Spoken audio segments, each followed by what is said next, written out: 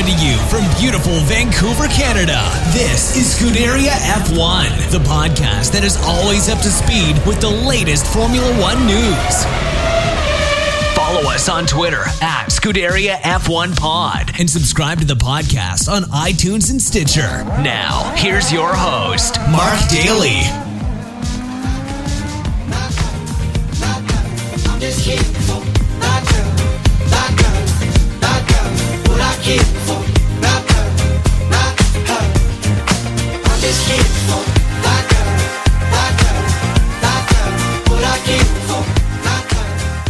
Hello and welcome to episode number 8 of Scuderia F1, the podcast that is always up to speed with Formula One racing. My name is Mark Daly, I'm your host, and I'm joined as always by Kevin Laramie in La Belle Provence. And Kevin, it's a good time to be a Formula One fan in Montreal because in 2 weeks, the Formula One circus hits the ground in your hometown. It's going to be crazy. I'm going to be there on the ground at the Gilles Villeneuve circuit to gather audio, to gather thoughts and moments. And we're waiting to see if we're actually going to be credentialed, but the demand is out there, and we'll see. We might be, so it might be a glorious day for Scuderia F1. But the Montreal Grand Prix usually follows Monaco, so that stretch, Monaco-Montreal, feels like a tradition. And for 2 weeks from now, it will be such a great time. Depending on the weather, it doesn't really matter, because if it's raining, it's going to be interesting. It's going to be kind of like a Monaco. It always surprises. If it's sunny, well, it's going to be a interesting day for the motors because of the rules of a certain amount of motors. I think it's 5 for the whole season, and that will bring very big questions for a lot of teams. So I just can't wait for Montreal, Mark. Definitely, and hopefully there's going to be just as many exciting and interesting things to talk about after this very, very enjoyable Monaco Grand Prix just the other day. And well, how do we look at this one? Do we see one or count this as a race that was snatched out of the hands of Daniel Ricciardo by Lewis Hamilton, or is this one that Ricciardo and Red Bull Racing threw away? What do you think, Kevin? Ooh, that's a tough one, Mark, because in a way, Lewis Hamilton was there when he needed to be there. He passed him. Yes, it was close, and because of the errors of the tires, the forgotten tires, we can say the forgotten tire error by Red Bulls, but it wasn't. Here, let's explain on the show why that error happened, and it's a weird circumstances that explain that errors. It's actually because of the Monaco track itself. The way it's made, the pit wall, or what you call the servo, where all the screens and where the director of the team is during the race, so just across pit lane, usually for the majority of the track except Monaco. This is on the second level of the pit lane in Monaco. So there's an electronic wall on the wall close to where the tires are that tells you when the driver is in the pit lane, what tire you need to get out, and a countdown of when it needs to be there. But because of different questions, there was a decision higher up that wasn't made at the right time. And because of the fact that they can just look across pit lane and just see it right there, they need to wait for that decision on which tire to make. It's a code, and it's a color code that they do have. So when they don't have that information coming to them, they can't really put any tire there. They just can't take a guess and can put all of them there. They have to put either the right one or none. And they didn't get the message in time. So the Red Bulls mechanics were not able to put the proper tires at the right spots in the right time when Ricciardo was coming. And put yourself in the mechanic's position for a second. You know that you don't know what type of tires to put there. And you see the countdown. And when you see that light open up, it's because Ricciardo's already in pit lane. So you're already stressing, and then you don't have the situation. And instead of just being across pit lane, which you could shout to the guy in charge, the director of the team that's right there, "Hey, buddy, what tire do we need?" He would answer right now. It's not the case in Monaco. It's one level up. So all those reasons are why Ricciardo didn't have the right tire set. So basically, it's somebody high up at Red Bulls that actually made a mistake. Yeah, and it's too bad because it just looked so strange to see that Red Bull sitting up on the jacks with no tires on there and just nothing happening except mechanics and pit crew looking around. Then all of a sudden, a couple of guys come scurrying out of the garage with the new tires to put on there. And they did get them as quick as they could, but unfortunately that time he spent waiting in the pits was just that little bit of extra time that Lewis Hamilton needed to get in front of him. And when he came back onto the track, he wasn't that far behind Lewis Hamilton. And unfortunately for Ricciardo and Red Bull, that's where he stayed for the rest of the race. And it is a shame because he did surprise. He took the pole position ahead of the Mercedes, ahead of the Ferraris, ahead of everybody else. And I mean, he was quick, he had pace, and it definitely looked at times that he had more pace than Lewis Hamilton did during the Grand Prix, because Lewis had the ultra softs, Ricciardo had the harder soft compound tires, and I thought, well, maybe Lewis is going to have to stop later in the race, because these ultra soft tires, these are the first time that we've ever seen them in a race situation. And who was to say, well, are these going to be able to last 40 or 30 or 45 laps or whatever it was? And they basically pitted within a couple of laps of each other, and well, Lewis made them last until the very end. And I think for myself, there were 4 key moments in that battle between Lewis Hamilton and Daniel Ricciardo, and which played out in Hamilton's favor. The first one we already touched on, and as you mentioned, was the mix up in the pits. But the second one was when they came out of the tunnel and Hamilton was a little bit late on the brakes and just kind of clipped the curb in the chicane there. And then Ricciardo came up and tried to pass him on the other side of the chicane, and Lewis just kind of pinched him a little bit, because we saw later in the race when Nico Rosberg was behind Fernando Alonso for 30 or 40 laps or whatever it was. He did the exact same thing. He passed Alonso, although Ricciardo didn't pass Hamilton there, but Nico did pass Alonso there, but he went over the curb there, and then he had to give the position up. So there was an investigation by the stewards that maybe they thought that was worth looking into, that it wasn't right for Lewis, who had already had an advantage by going the shorter way through the chicane by missing the corner there. Was that indeed a fair move to close the door on Ricciardo like that, who got a fair bit sideways too on that damp part of the track, and they decided that there was no further action warranted. And then, well, I shouldn't say there was 4 separate incidents, but 2 of them were identical. It was also right at the very end at Rascasse. There was a couple of times when Ricciardo was right on Hamilton's tail, like literally about a second or less, and he just got too deep into that corner there and just outbraked himself. And I think he ended up probably flat spotting those front tires of his, because especially later on in the Grand Prix, he started to lose more and more time to Hamilton, and he never actually was able to get closer than maybe a second or so. And then within the last 5 or 6 laps, he really dropped off and never could really challenge him again. So there were many things kind of working against Ricciardo, but I think that if he got in front of Hamilton, I think he could have stayed in front of him. I think sure. I think he had plenty of pace in that Red Bull.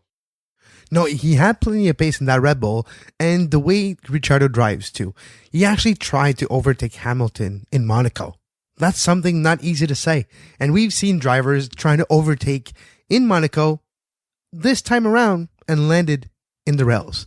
We've seen it with Kvyat. Again, Kvyat. Come on. We need to talk about this later. Another... he says, why always me? Why always happens to me? Well, buddy, you put yourself in those situations. Well, you're talking about Kvyat, though, Kevin. He's gone from Red Bull to Toro Rosso. If he keeps this up, where does he go from Toro Rosso? There's I not was really going to say to Toro Rosso to no more drive, no more wheels for you, buddy. Pretty much, right?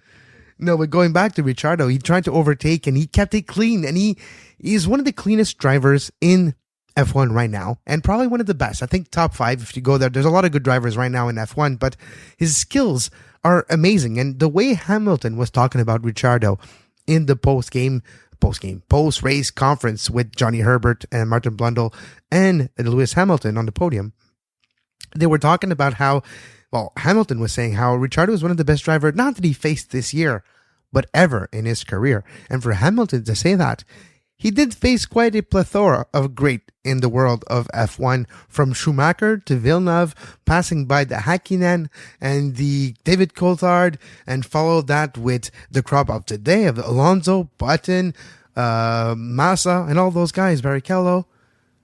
He faced all those guys, Hamilton. and he said that Ricciardo was one of the best he ever fought against. And he was almost in disbelief that he was able to stay in front of Ricciardo all that time. So it was interesting to me how Hamilton really praised Ricciardo at the end of the race. Well, it was very interesting too, because obviously we had the two completely different cars. You have the Red Bull with the Renault engine, and you have the Mercedes with the Mercedes engine in it. And they had the two different tire choices that we were talking about. Ultra softs for Lewis, soft tires for Ricciardo. And I was really wondering, especially when, as the track dried out and Hamilton seemed to get faster and faster and faster, I thought, well, here we go. Hamilton's just going to disappear into the distance. Well, as much distance as you can get on a very small and tight circuit like Monaco. Anyways, I was continually impressed just watching the timing, just how well Ricciardo actually was doing. And it wasn't that Lewis was pulling away and he was maybe keeping the gap from getting too big, but I thought, well, maybe if you can just keep the gap and manage it to maybe a couple of tenths a lap or something like that. But no, as every time Lewis sped up, Ricciardo was matching it or beating it, and it was a great battle to watch. And it was just too bad, I think, that at the end, I think that maybe Ricciardo was just pushing himself a little bit too much, and then I think just burned his tires out, because it was really interesting, because of course the Grand Prix started under the safety car because that track was absolutely waterlogged. But they did a couple of laps around, and I think about 3 or 4 laps into the race, they went to Hamilton's race radio, and he said something to the effect of, "Okay, guys, the spray isn't all that bad. Come on, let's get on with it." And the safety car went in about lap 6 or 7, I believe. And there were, of course, some offs pretty quick. Jolyon Palmer and the Renault went off pretty quick on the start-finish straight there. And just a second, Mark. That was so interesting in a way, because you just saw the other Renault pit and put some intermediary for one of the first one to do so. Yeah. And 2 seconds after, you see a Renault in the wall. So I'm like, is it the guy that just changed too early? Just already missed his line of race and already in the rails. But no, it was the other guy that, when you miss a turn in Monaco, it doesn't forgive, and your day's over. It's not like I'm down a couple of places on the grid. No, your day's done. Your day's done. Well, I think with Palmer in that case, I think that he got onto the wet, the crosswalk, onto the paint. He missed it by about 2 inches. He landed his tire on the wet patch. Yeah, and it happened so quickly. I think by the time he realized that he had a problem, he was probably already in the wall. That's how quickly it went. Yeah. But it was also interesting, though. They didn't really wait too long, a lot of those guys, to go from the full wet tires onto the intermediates. And the only person that didn't was Lewis Hamilton, who went about 30 laps on those full wet tires. Yeah, and then 47 laps on the wet tires that were used for the first time, I think, this season for this amount of time. Yeah, well, yes, it was. It was the first time that we've seen the wet tires this season. But he just made the one stop and went to the ultra soft tires, and it was a brilliant strategy by Lewis Hamilton and Mercedes, and it really paid off. And it was a real difference between himself and his teammate Nico Rosberg, who has been absolutely dominant through the first, well, maybe not 2 weeks ago in Spain, because obviously Hamilton and Rosberg took each other out in the third or fourth corner on that race. Mm-hmm. But Nico's car just did not have any grip. It didn't have any speed. He actually had to move over to let his teammate by. And I don't know what the actual problem was. Nico said it was brakes. Total Wolff said they couldn't get any heat into the tires.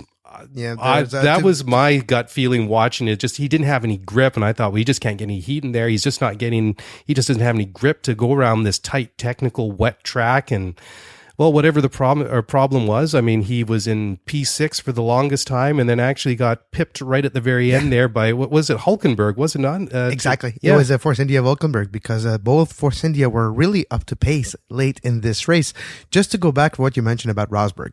One quick interesting fact, to go back to Spain, we all remember the Rosberg-Hamilton incidents. Well, to go back to this, before the race, when you listen to Rosberg talk about Monaco, it's his home race, and it is for the majority of the drivers actually live in Monaco now, so they all walk from their apartment to the racetrack, which must feel surreal for them.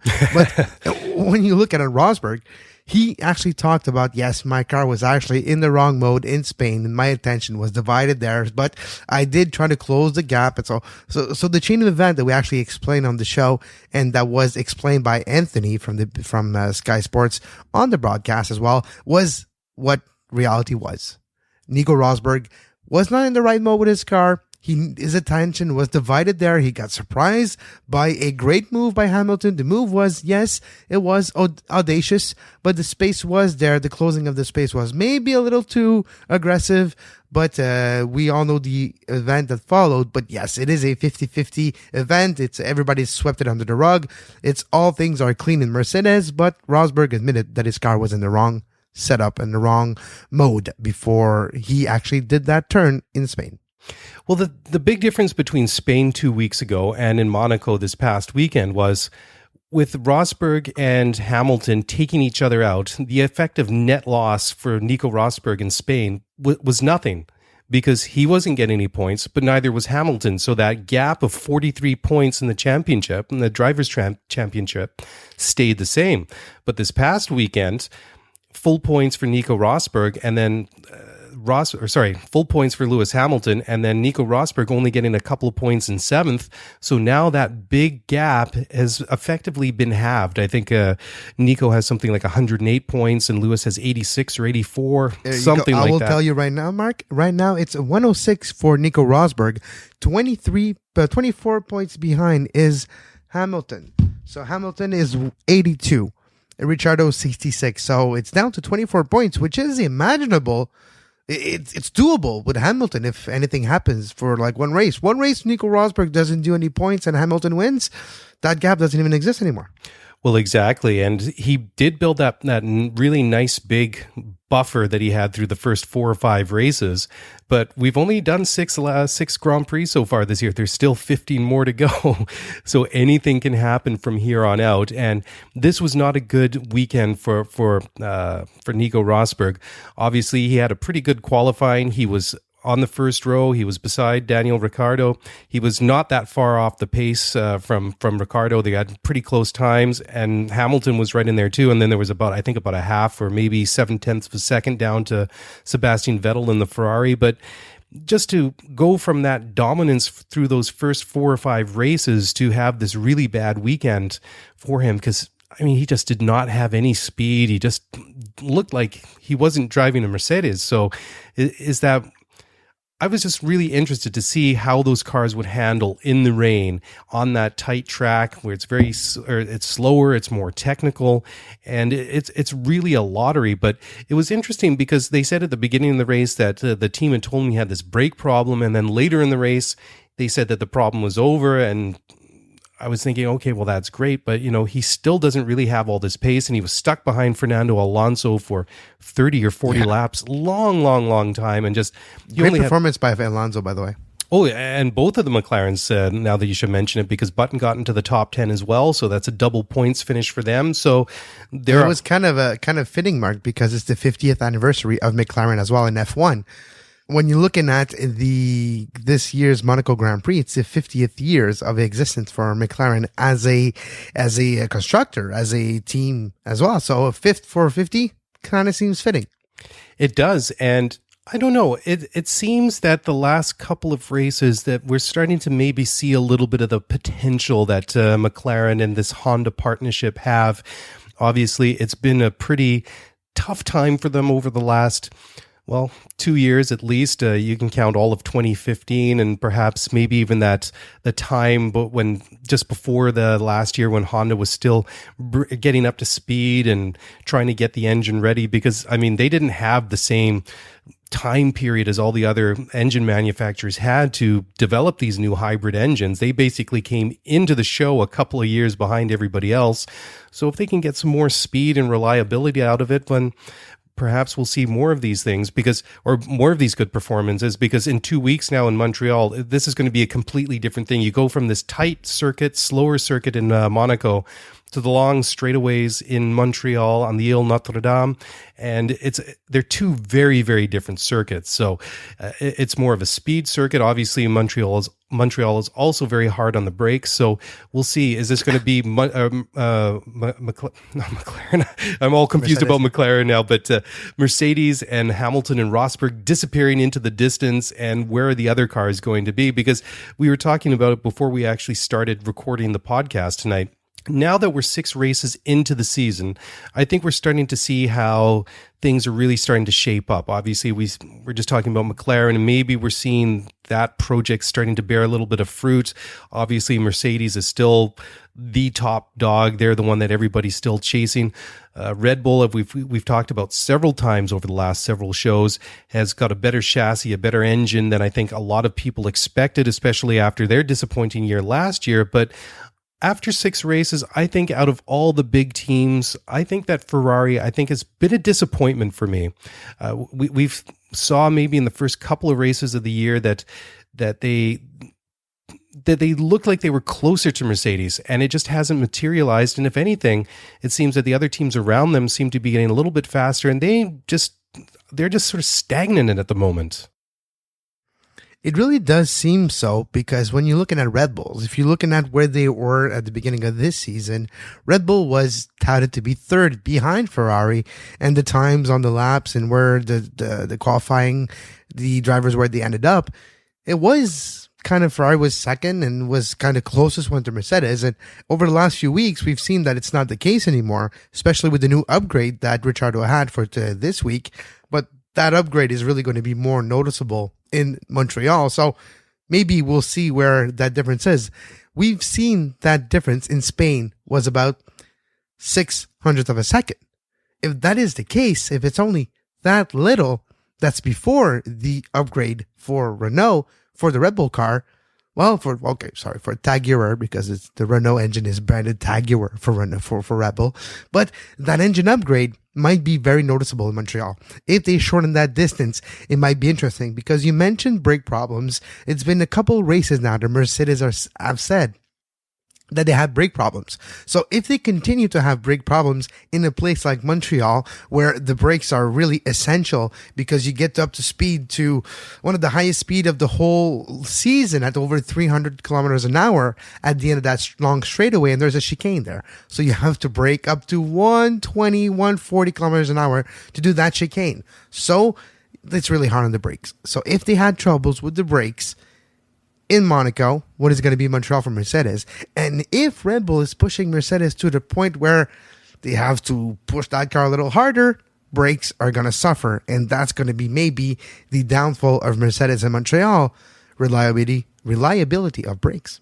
Well, that's a very good point that you raise, and I'd have to go back and check my notes from last year, the year before. But if I'm not mistaken, I think that Nico Rosberg either had brake problems in Montreal last year or in 2014. So it's not an unheard of problem for them there. And that was some of the speculation that we talked about a couple of shows ago, that when Lewis was kind of really mired in that patch of bad luck, when he was having component failures and just mechanical problems all over the place, was sure, they're still ahead of Ferrari. They're still the best team, but whereas Ferrari's really maybe trying to push it, and that's why they were having some of their problems, there was some speculation that maybe that not McLaren. I've got McLaren on the brain tonight. Mercedes was Mercedes. You really were impressed by Alonso in that fifth position. I was completely impressed. I was used to watching McLaren up at the front of the races and winning Grand Prix and drivers' championships and constructors' championships for years. So it's just sort of natural. Anyways, I digress. But we were. We talking about Mercedes. Yeah, we were talking about Mercedes, and where they were really pushing themselves to keep ahead of Ferrari, and perhaps that's the problem that they were having, was they were just pushing themselves, and perhaps that's where the equipment failures were coming from on Lewis Hamilton, and maybe some of the other things that we saw with Rosberg as well, had problems in Russia as well. But Montreal is a very interesting track. You usually don't see on some of these, faster, longer circuits where you get the higher speeds, where you also have these problems with the, or you can have the problems with the brake wear and things like that. So it's going to be very, very interesting. But you also mentioned it just now about the Tag Heuer branded Renault engines for Red Bull. Last year, they were very unhappy with it. They were rumored many times to be splitting with them, and they were threatening to pull out of Formula One at one point completely, Red Bull. Anyhow, they stuck with Red Bull, and they came up with this new deal and to run them under this Tag Heuer brand for this year. So apparently next year in 2017, both Red Bull and Toro Rosso will be both running the Renault engines. So Toro Rosso won't be running Ferrari like they are this year. And obviously the Ferrari engines that they have at Toro Rosso aren't the current spec. They're actually running last year's engine.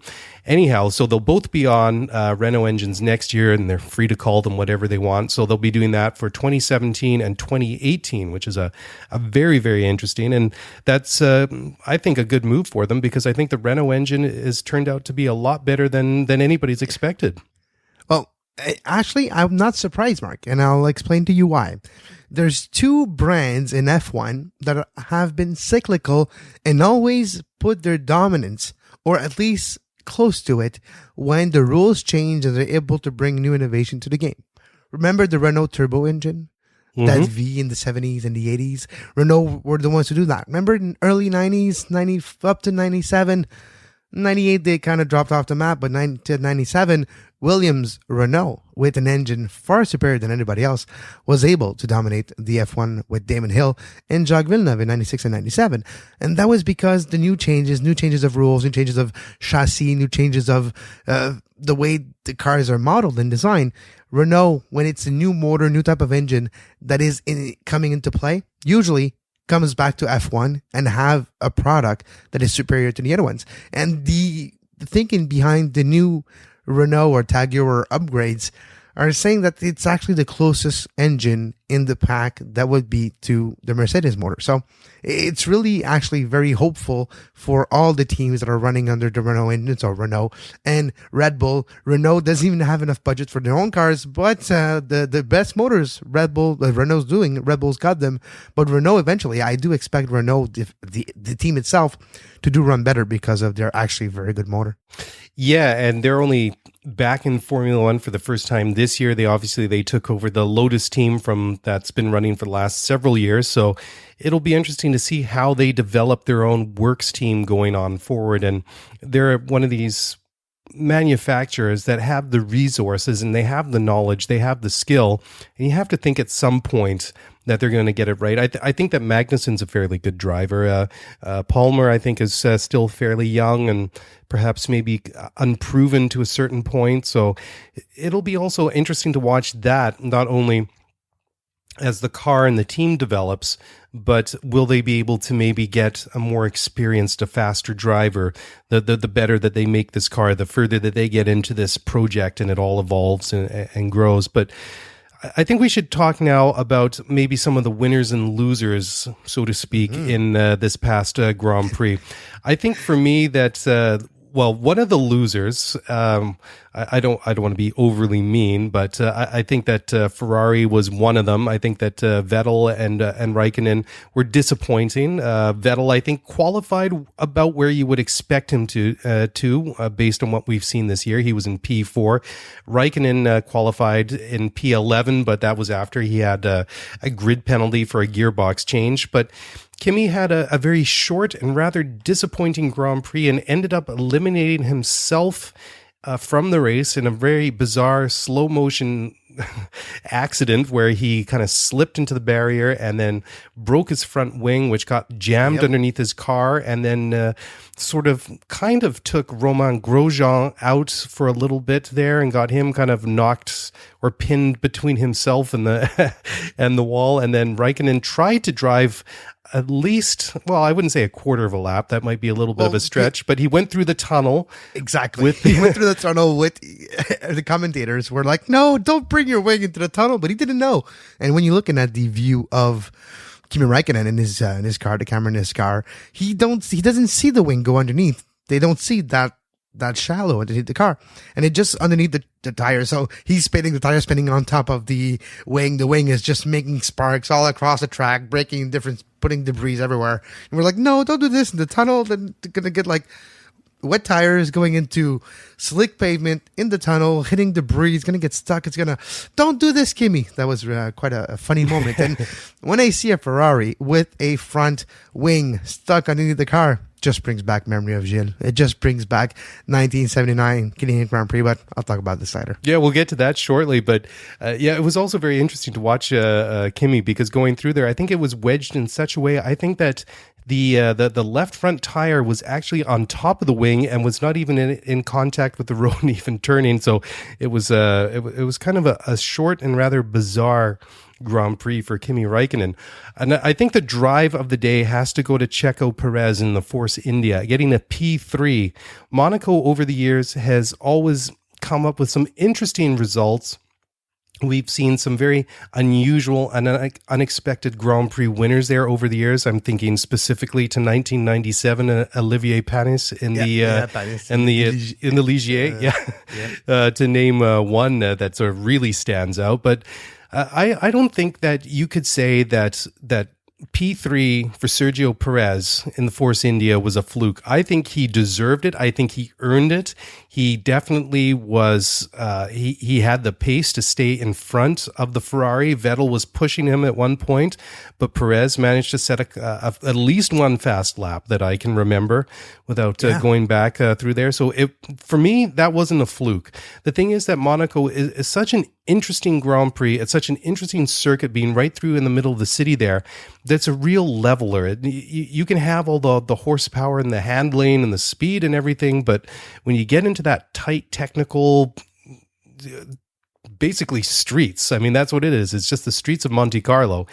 You can really see that the cars that are really set up well and are really designed well can really take that track and drive through it better than others. And it didn't really matter that Nico Rosberg had a Mercedes-Benz yesterday. That didn't help him at all. But that Force India of Perez definitely was set up right. It did well in the rain, and definitely at the end of the race when it was dry.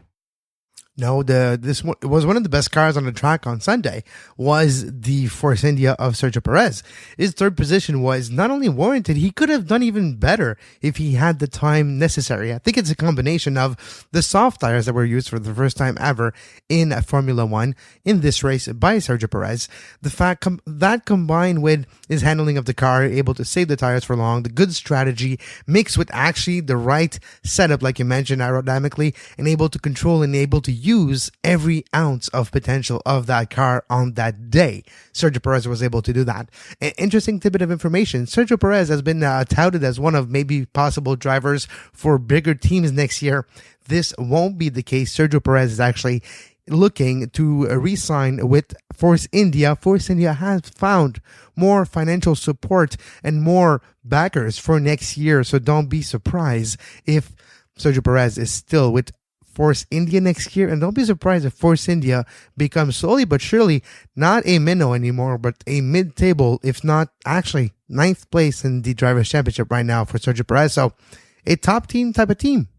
That would be very interesting to see, because if you look at maybe another one of those teams that doesn't really have a lot of money, doesn't have a lot of resources, I'm thinking specifically of Sauber and how they had a rather unglorified finish to the race yesterday. That's a nice way to put it. Yeah, exactly. That's a polite way to put it. That was the polite way to put it, with Felipe Nasr and Marcus Ericsson coming together at Rascasse and having a little crash, and both of them were summoned to have a chat after the race. And the brass actually apportioned the blame equally between both of them, because Nasser was slower. Ericsson said his radio wasn't working. It doesn't really matter, because they did what you should never do, and that is to crash into each other when you're on the same team. So that was a very poor way for them to end it, and doesn't look good in the eyes of everybody that that follows Formula One. And it started a few laps before, when the Sauber brass on the radio were telling I think it was they're telling Henriksen to say, no, they're telling Nasser to let Henriksen pass. He's faster than you, so you should let him pass. And as soon as he's asked, it's weird, radio doesn't work anymore. What's that? When you ask, what's that? I can't hear you. You want me to? No, he's not going to go. My radio doesn't work, so here you go. And when the guy got tired of waiting behind him, decided to overtake him, and it did not end well. And so before that crash happened, actually, Nasser has been summoned into the pit by Renault, and he was going to get retired by his own team. He was going to get penalized by his own team for not listening to team orders in a way. So then there's an accident. So, interesting information. There's going to be ramification for that. Both have been fined 3 points in their licenses, and there's only 15 of those points. It's been the second time this year, I think, for Henriksen for points on his licenses. So if you're not careful, there's still 15 races left. I don't think he has enough points to make it to Japan and further. Well, if you kind of just do the mental arithmetic and say, well, we're 6 races into the 21 race season, there's 15 races left, and yeah, it could be tight by the end of the year by the time that we get to November. Well, another guy that was getting in trouble all over the place yesterday was Pascal Wehrlein in the manner. I think he was given a penalty for going too fast during one of the multiple virtual safety car periods. And then also he was in trouble for ignoring too many blue flags. I think what they do is that if it's 3 or more, you're shown 3 times, and the last time you have to let him pass, yes. Otherwise you're going to get penalized. And he didn't do that, and so he got penalized. But I don't know where he ended up on the track, but he was probably at least 2 or 3 laps down. But it was very interesting just to see how, just in general, the field was mixed up through all of the entire race. And that is the one thing that I think that Monaco was really good, except for maybe Williams. They were another team that just did not do very well yesterday. They were quite disappointing. They've had a couple of good races so far this year. But it's been a couple of struggles in a row now for Williams. It's been Spain was not great at all. Monaco was not great at all. So I think they're looking forward to a circuit like Gilles Villeneuve, where their car, which is well built, could be used maybe to its potential, which is not the case with Monaco. Yeah. And finally, before we move on to I just have one little quick thing I have to say. Go for it. It's Monaco, and you mentioned Minor. It's been 2 years now, if I'm not mistaken, the Jules Bianchi incident. Yes. And two little tidbits. Every race car or driver on the race in Monaco had a little something on their car. For Jules Bianchi, a little GB17 was on the 2 Minor cars front wing. And other little tidbit of news, the Jules Bianchi family is actually suing F1, Bernie Ecclestone, and Minor, now former Russia, for damages and to swing him over the death of Jules Bianchi. Yeah, that was such a tragedy with that accident he had in Japan a couple of years ago. And just one final thought on Monaco. Another disappointment for me was the crash that Max Verstappen had. He had the crash in qualifying, had to replace his chassis, so he had to start from the pit lane and crashed out during the race. And of course, he crashed there last year in the when he was driving for Toro Rosso. So that was a bit disappointing after we saw how good he's been. Well, he's only been in the Red Bull for one race, but he's done quite well so far for the other races this year in the Toro Rosso. So what's the expression, Mark? The ecstasy of victory and the agony of defeat. Pretty all much. in 2 weeks. Yeah, it was disappointing, but I think that just kind of shows maybe a little bit of his over enthusiasm as a young driver, because that's 3 crashes in 2 years at Monaco.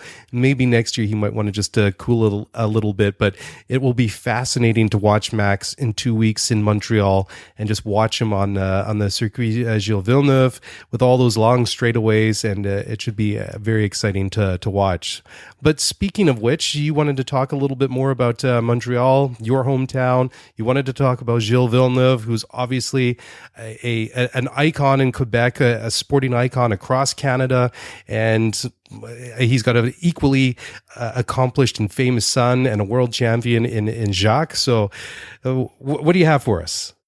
Well, I wanted to start a segment, maybe not every show, Mark, but every couple of shows, the driver of the week. And who better to start with than the name the actual circuit's name that we're coming on to, Montreal Gilles Villeneuve circuit, Gilles Villeneuve, one of the first big superstars of, well, Canada motor racing for sure.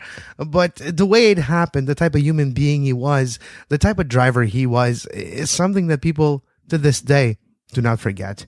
Here's a couple quotes that describe Gilles as a driver himself and as a man. You know, Gilles was a totally uncomplicated, non-political guy with no hang-ups whatsoever. He was totally and completely honest.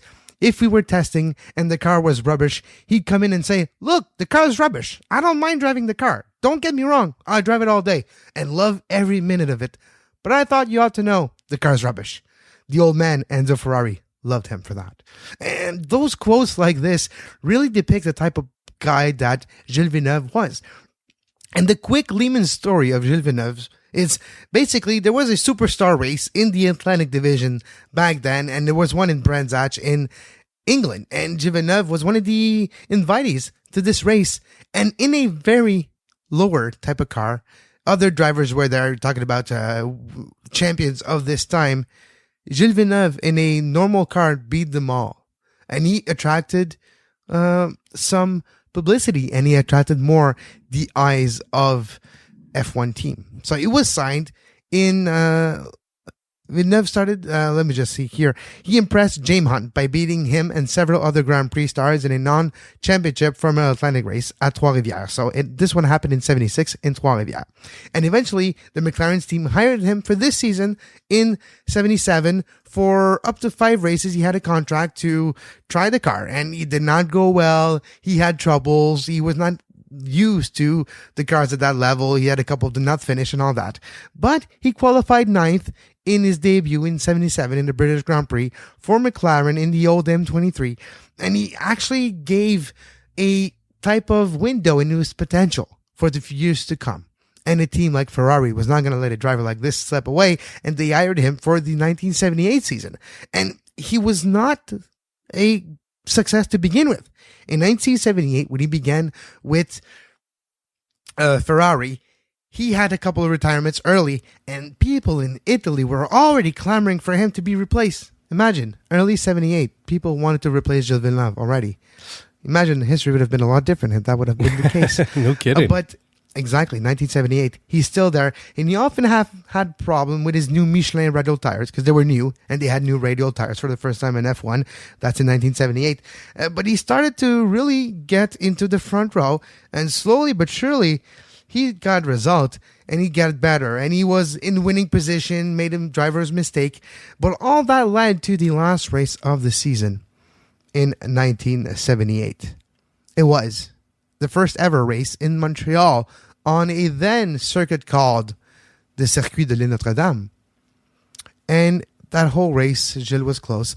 But at the end of the race, that's the exact race, by the way, Mark, where we saw the front wing of Gilles Villeneuve broke off, but he drove almost a few laps on it, trying to shimmy the car left and right to make the left wing go away. It broke the nose of his car, so aerodynamically speaking, the car was not even top notch, and he still was able not only to finish the race, but was able to win his first ever win in Formula One in his hometown. Well, technically, he was from Berthierville. Montreal's close enough, you could say, in the world standards. In close to his hometown, won his first ever win to a circuit that would then be known as a Circuit Gilles Villeneuve. And he followed this in 1979 with he had 6 total wins, Mark. 1979, Republic of South Africa, the South African GP. Yes, there was a South African GP back then. He won that one. The US West Grand Prix in Long Beach, California. The same circuit, corner for corner, that they use in the old IRL is the same one. So 1979, he won that US West GP. The same year, he won the US GP, which was in Watkins Glen, and that track is still being used to this day, but for NASCAR. It has been modified and is more a NASCAR type of track, but back then the turns were a little sharper, and it was a Formula One track, and Gilles Villeneuve won there in 1979. One of his biggest prestige win was in his then home of Monaco in 1981, and his last win ever was in 1981 as well in Spain in the Circuito Permanente del Llarana, which back then was not in Barcelona, it was in Llarana, and that was his last win. So only 6 wins for Gilles Villeneuve. Never was the world champion. He could have been in 1981, but following a gentleman's agreement with Jody Scheckter, which was the number 1 of the team in that year, he let him win the last race. And even though he could have stayed first and could have taken that race, but he is a man of his word, and he let Jody Scheckter win, saying that next year, Jody, you're going to race for me. And sadly, that never happened. No, sadly it didn't. I still vaguely remember the day that Gilles was killed, and I was just a small kid, but my dad was a huge Formula One fan. It's from there that myself and my brother became also big Formula One fans, and I seem to vaguely remember the weekend when Gilles was killed at Zolder and in qualifying, and how upset my dad was. But just talking about Gilles, and I've mentioned this in one of the early shows I did by myself, but about a mile where I'm sitting right now and talking into the microphone is the remains, although it's long gone, of the old Westwood Motorsport Park. And I'm sitting in Coquitlam, British Columbia, which is a suburb of Vancouver. Downtown is about 30 minutes away to get into the car and drive. But just around the corner was where the old track was. And there were some very well-known drivers that raced there back in the day, in its heydays in the 70s. Among them were Gilles and Jacques Villeneuve Sr., Keke Rosberg, Indianapolis 500 winners Bobby Rahal and Danny Sullivan, and also Michael. Bobby Rahal and Michael Andretti. But Keke won there a couple of times, and Jacques Villeneuve. Keke, by the way, Nico's father. Yes, yep.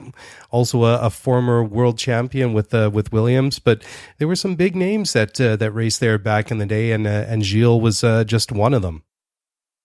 No, exactly. Going back to Gilles Villeneuve, of course, his son overpassed the success of his father. I think it's quite of a trend we've seen in F1. Started probably by Jacques, and we're actually seated with Max, and it didn't take long. It took like the whole of just one race with Red Bull to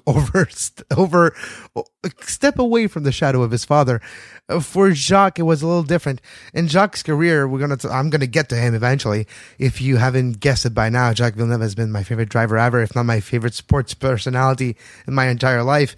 The way he peaked in his career in 95, 96, 97 is exactly the time when I was 10, 11, 12. So for me, it was the perfect years that I was imprinted by Jacques Villeneuve, literally. But Gilles, for me, if you really want to get the spirit, if you want to be able to see what kind of driver he was able to take anything and take the full potential out of it. Even if the car was crap, he was able to actually make decent result with it. He's a master of making chicken salad, if you could say. And Gilles Villeneuve, go to youtube.com and just write Gilles Villeneuve. You will see the great last lap battle with René Arnoux in the French Grand Prix in 1979. You will see the great battle with Keke Rosberg in 1979 at Watkins Glen, and other great battles. He was only there for a short period at the highest level of F1 from 79 to 83. But in those 5 seasons, Gilles Villeneuve have left an imprint of not only what's a driver, but what's the essence of this sport, what's the essence of being a driver. And one of his famous quotes that he said, and I'm going to say it word for word for you right now, is for him, the sport is more important than anything, more important than any of people in it. Of course, I say what I think. I always have, even if it upsets people like Ecclestone or Balestre. Why should I be afraid of them? The fans aren't here to see politicians and manipulators. They're here to see Alain, Mario, and Carlos and me. I am very secure in my feelings about racing.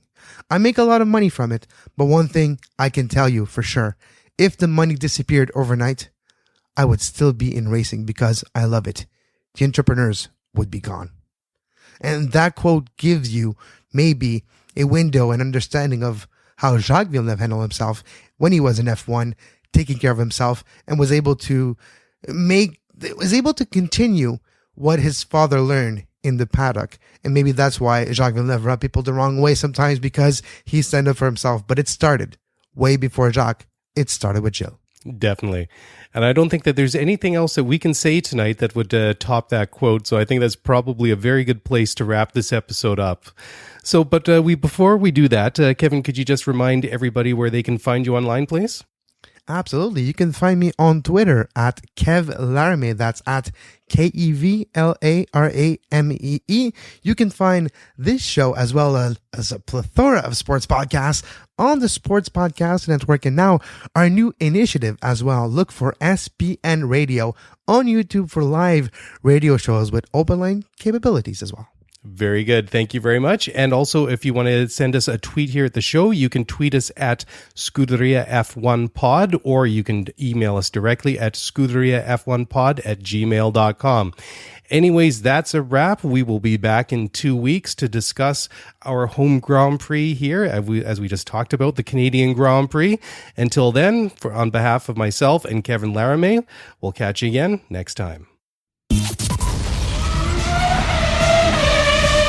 Thanks for listening to the Scuderia F1 podcast. If you want to get the show notes for this episode, then head over to ScuderiaF1pod.com. Want to get in touch with us? Then email us at ScuderiaF1pod@gmail.com.